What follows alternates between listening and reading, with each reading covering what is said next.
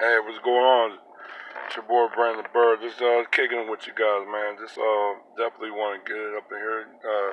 Put some 2 cents and a couple insights what's going on. Um, definitely shout out to Ethiopia and and Tree um, for really basically um, having peace among those two. And definitely, and the treats. I think Trita is definitely sending their first ambassador out there to Ethiopia, so that's a good look. Um, definitely, I already talked about a lot of African women using bleaching pills. Definitely, that's uh, on a new level of self hate and a very dangerous turn in colorism. Um, really, to really change the skin color, that you're gonna force um, your unborn child develop skin to become a very light skin. That also can be very dangerous because you're messing with the production and the body and synthesis and production of melanin. So it could be very melanin insufficient. So very dangerous um, in there. Um, really, I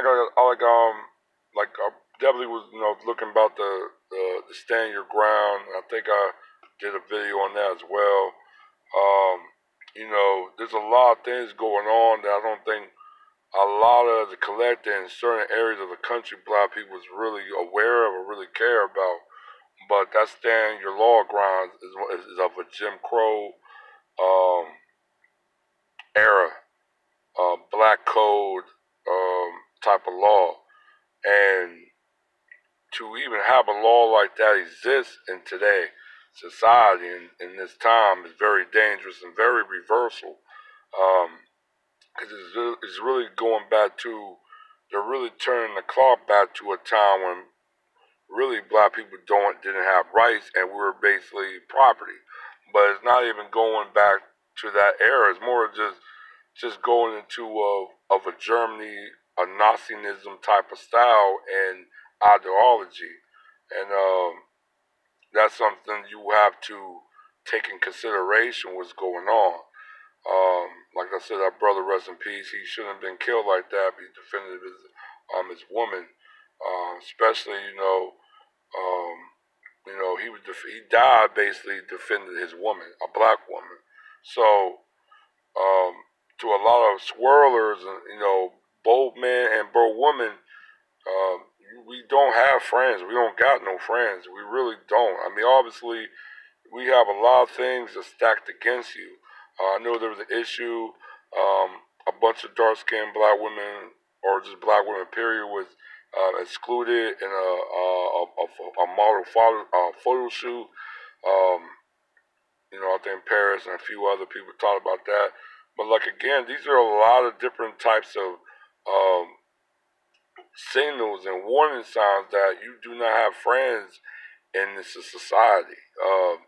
You know, nobody really don't want to be nobody don't really want black people to have a somewhat of a economic or social footing in this society. And this society is, we like I said, we live in a European, Greco-Roman ideology, psychology, philosophical um, copy of itself.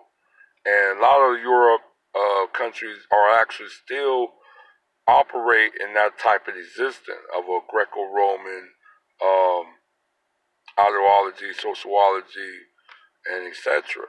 And you gonna have to understand that we are technically in a racial tension climate. You know what I'm saying? I told people like there already been race wars that was already fought and slogged by us as well. But a lot of these race wars, the people were still very collectively very together and very aware was of the situation.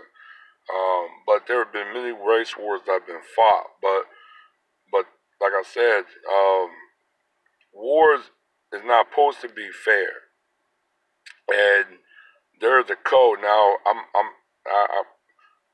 now this was actually I'm gonna go into this because it was a hostage taken, and it was a white male.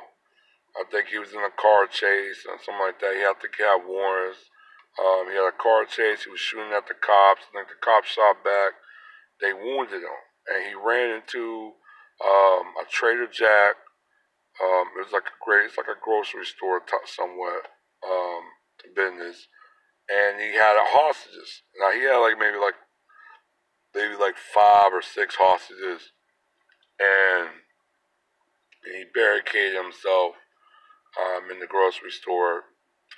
Nobody wasn't hurt. They're basically negotiating. But the thing was, from the news of NSBC and all that, and probably other news, I was reading a CNN article and a couple other articles, that during the negotiation, the suspect is wounded. You know what I'm saying? Because one of the cops and the cop shot him. And the hostages were taking care of the guy. They were like, tending to his wounds and taking care of him, make sure he's okay. And they were also helping him communicate with the police. And back in my mind, I'm thinking to myself, they're really on code. I mean, that's totally on code. I mean, normally if another suspect, especially not a white person, but another suspect did the same thing, if you got shot, those people if they was a group of them, they were going to pound your head in, and then turn you into the cops. They wouldn't even care if you shot. You know what I'm saying?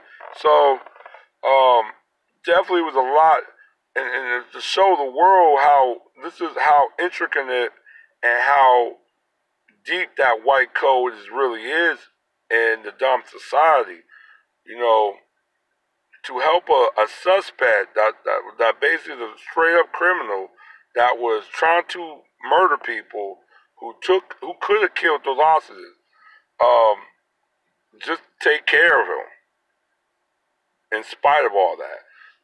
That's not compassion. That's just being on code.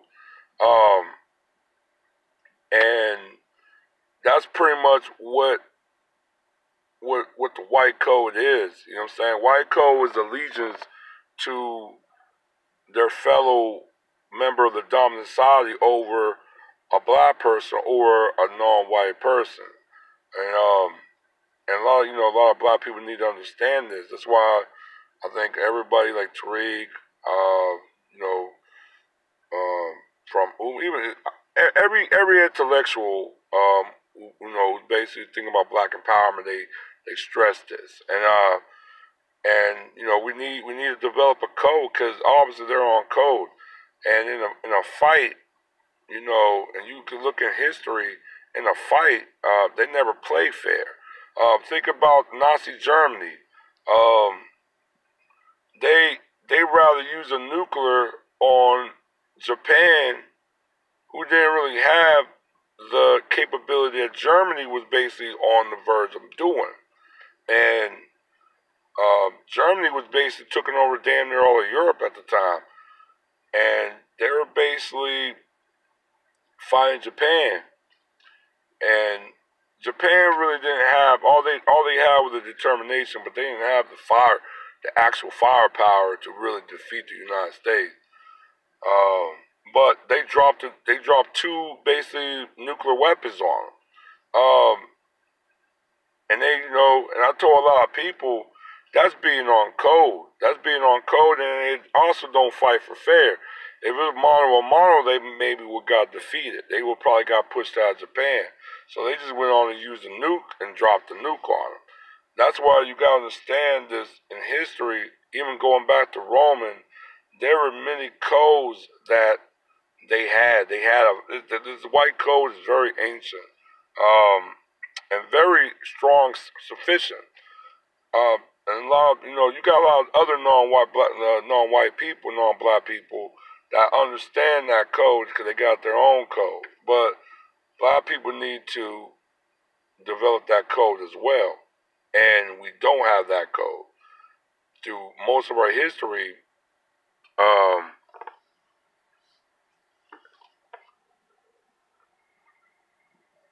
most of the history, we didn't really have that type of code.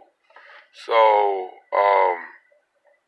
that's probably my thought about it. Everything is like I told people, we already in technically a race war. We in a race conflict. We're already in it. As you see it every day, we see it every day. Black men getting killed, black children getting killed. So I mean, we're already in it. So definitely, I definitely want to just bring my insight of it because this is a very well organized global system that they set up for domination, for power, and also for a mean to eliminate. And they did do exactly that.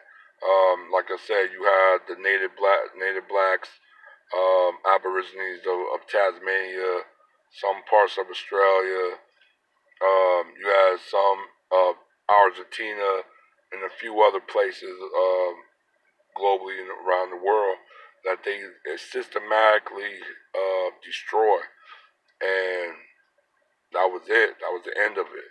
So definitely want to understand what this white code is, and also know knowledge yourself that through all our internal strife we have, globalization of white supremacy, organized racism is still the major monster in the room.